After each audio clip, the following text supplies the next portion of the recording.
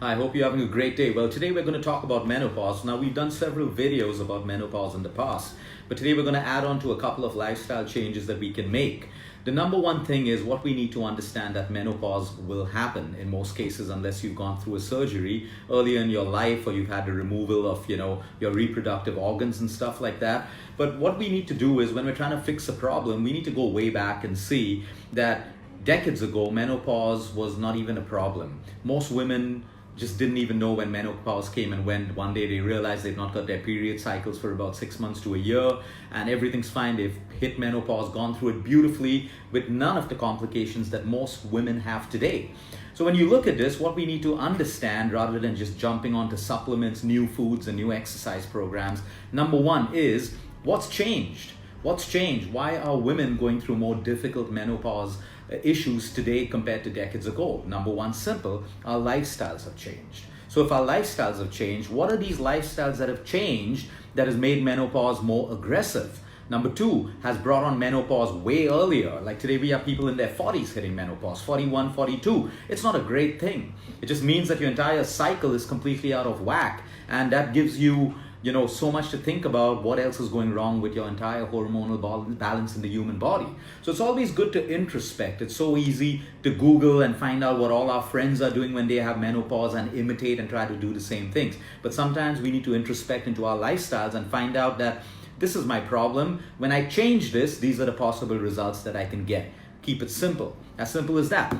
So menopause usually hits women in their late 40s, early 50s, sometimes in the late 50s as well. It's accompanied sometimes by hot flashes, you have mood swings, you have a change in your libido. Some women go through weight gain, some get osteoporosis, some get even heart disease and diabetes. It's different for everyone. We need to understand like the onset of puberty, where your hormones are completely changing and fluctuating. Menopause is the end where your hormones are also fluctuating. You're seeing a drop in estrogen, a change in your progesterone and all your hormones. First, we need to accept that it is going to happen. Now, all the fears that you put, most women, and what I've really noticed is the women who start talking about menopause and their fears in their 35s are the ones who bring it on way earlier with all the side effects of menopause. You see, what we focus on, where we put our attention, it only grows. So if we keep talking about sad things, we only have sadness in our life. We keep talking with fear about disease and stuff, we manifest it. We keep talking about positive things, we have positivity in our life. So today, so many women are only talking in dread and fear about menopause. They're listening to what other women are going through and they're talking about it and they're coming to us and saying that we want to prevent menopause. We don't want to go through hot flashes. We don't want to go through vaginal dryness and all of these problems. First, accept that you're going to go through it. Number two, action. What is the best way that will enable me to go through a smooth menopause? And it is possible. So we shouldn't be talking about it too much and stuff like that, making a big deal out of it, looking at it with fear, because anything that we look at with fear is worse for us to handle, because then all our decisions, all our actions are from a space of fear, and anything that comes from a space of fear is usually not the right thing for us. So moving straight into action mode, number one is stress. The more stress you have, the faster you bring on menopause, the more ugly your menopause is going to be for you. And there's a scientific explanation about it. I know most people are thinking, oh, everyone has stress. Yes, everyone has stress. It is your job to do something about it. So, we can keep complaining about stress and saying everyone has it and not doing anything about it. There's a difference between two people. Two people have the same amount of stress. One person decides to do something about it, make changes, take action, accept, let go. The other person decides to sit back and complain and blame and find fault with everyone around them. Who wins? The first person with the right attitude. So when you're stressed, when you're chronically emotionally stressed, now we're talking about a woman's body. Okay, we have a master hormone called pregnenolone. Okay, the more cortisol I produce, which is a stress hormone, my pregnenolone starts to function in a different way. There has to be a hormonal imbalance because it's too busy making cortisol, your stress hormone. So your progesterone fluctuates, your estrogen fluctuates, and we have more depletion of our actual hormones, causing a quicker menopause or a more painful menopause. So we need to understand that as we age, we have to have so much of spiritual grounding. When I say spiritual, I don't mean religion alone. If it's religion for you, great. Spiritual grounding. Most people hitting their 40s and 50s, they have so much more stress in their lives. We need to learn that every aspect of our life, whether we're in our 20s, 30s, and 40s, now is the day. Today, not tomorrow. Today is the day that we start looking at things like meditation, looking at things like stress relief, doing things that make us happy, passion. Because if we don't learn to handle stress in our 20s and 30s, how is it going to be in our 50s? Exactly how it is today. More stressed out women, and more cortisol, and more painful menopause, reproductive issues, ovarian issues, hormonal imbalance, and all of that stuff. So please understand there is a direct connection between the quality of menopause you go through and your stress. So now you got to figure out what it is that you need to do to reduce your stress levels. Okay, you may have all the problems in the world, but how much you take personally, how much of it you're able to accept and let go, that is up to you and the practice that you practice every day to make yourself stronger. The second thing, body fat. So women who have more body fat, okay, usually go through more hot flashes, more night sweats, more low libido, vaginal dryness, and all of that stuff. All menopausal women do not have to go through that. So why it is so important for a woman to understand, and I'm not saying it's for vanity, okay, women should be accepted the way they are, their weight and all of that stuff. But if you have more body fat because of a sedentary lifestyle, overeating, over drinking, and all of that stuff, please understand that the more body fat you have, the quicker you can get into menopause, and the more difficult your menopause is going to be, because there is every connection of your estrogen, your progesterone, with the amount of body fat you have.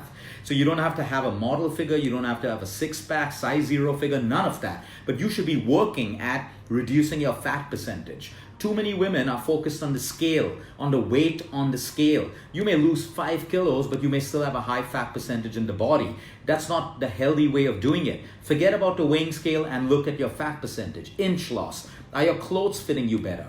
That is important for you from a health aspect. And even from a vanity aspect, it's completely important that you understand that the weighing scale, okay, is not the benchmark you want to follow. You could be losing muscle mass, you could be losing water, you could be losing bone density and thinking that you're losing weight, but you're not losing fat at all. So please work. Every day counts on you engaging yourself in the right lifestyle changes to slowly reduce your body fat percentage. Okay, that keeps your hormonal balance better. We need to understand that having excessive body fat is not natural for your body, and every organ in your system, every hormone has to work differently to support the amount of fat that you have in your system. Okay, the next point that we want to talk about is your vitamin D3 and your calcium levels. Please understand, 1 in 2 people in our country are deficient in vitamin D3. Now, you need vitamin D3, which is honestly a precursor vitamin to your hormonal health. It's a precursor. So if you have low D3, you just don't have weak bones. You have poor hormonal balance, you have low energy levels, and all of that stuff. So you want to make sure that your D3 levels are checked every 6 months, because unfortunately we live in a world where we're not exposed to sunlight, lifestyles have changed, the quality of the ozone has changed. So you want to make sure that your vitamin D3 levels are always good, and your calcium as well.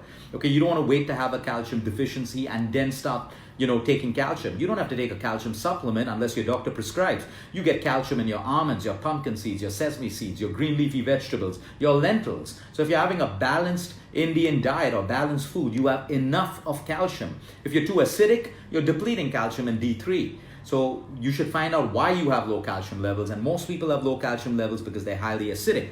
If you can get sunlight, great. Try to expose yourself to sunlight. It's good for your bones, it's good for your hormones, it's good for your circadian rhythm and everything else. If you're going through a bad menopause, you want to slowly cut down your caffeine, alcohol, and sugar. There is enough of science showing that menopausal women who are going through all the symptoms that they don't want to have to cut down on alcohol or stop it for a while.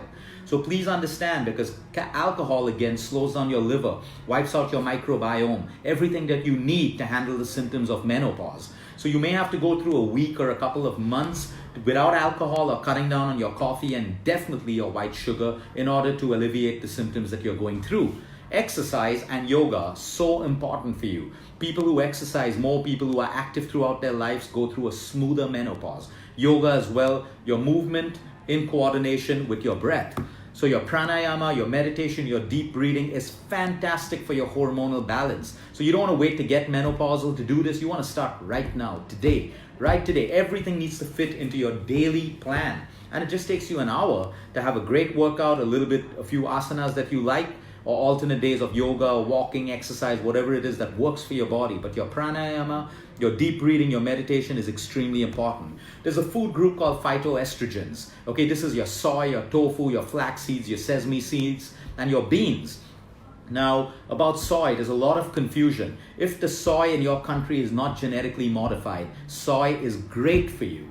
It is a great food for you. If it is a genetically modified soy, you want to avoid it like the plague. You do not want to touch any genetically modified food. It is going to cause hormonal disruption in your system very, very quickly. So thankfully in India, we have our own soy crop. It is not genetically modified, and we don't import soy, which is GMO, into our country. So soybeans, this is a great food for women going through hormonal imbalance and menopause, because your estrogen is falling and phytoestrogens will work well for you. So a tablespoon of flax seeds every day, your tofu, your sesame seeds, your black sesame seeds. So hummus is a fantastic food for menopause, ovarian issues, hormonal issues, because you got chickpeas, which is beans, rich in phytoestrogens. You got your olive oil, you got your lemon, you got your garlic in it, and you got your sesame, your tahini, which is your sesame seed extract basically, which is a fantastic food for menopausal women. You want to make sure that your water intake is fabulous. You want to make sure that you have sufficient water and you're not dehydrated. And like I said, talk less about it, okay? If we want to prevent anything happening 10 years down the line, when do we start? We start today. We don't start tomorrow. We don't start when we're 35. We don't start when we're 40. We start today. Prevention is all about what you can start doing today.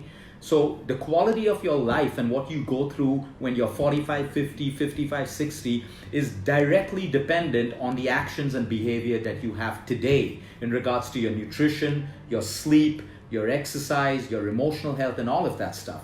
For menopausal women as well, and good hormonal balance, of course, we know the importance of sleep. So you want to make sure that your sleep is absolutely fantastic, because all the hormonal balance happens while you sleep. And finally, we spoke about the health benefits of lemongrass yesterday.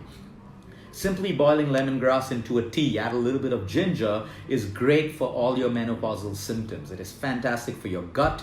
Your gut plays a huge role in your menopause and what you're going through. So let's break it down. Let's do the basics before we just start jumping on to all the supplements out there and evening primroses, all this. I'm not saying they're bad, but I'm saying first, have you done the basics? Because if you've not done the basics, the complication never works. The complication works when the basics, the fundamentals, the foundation is set. And that foundation has to be set by you. Have a great day, everyone. Until next time, eat smart, move more, sleep right, and breathe deep.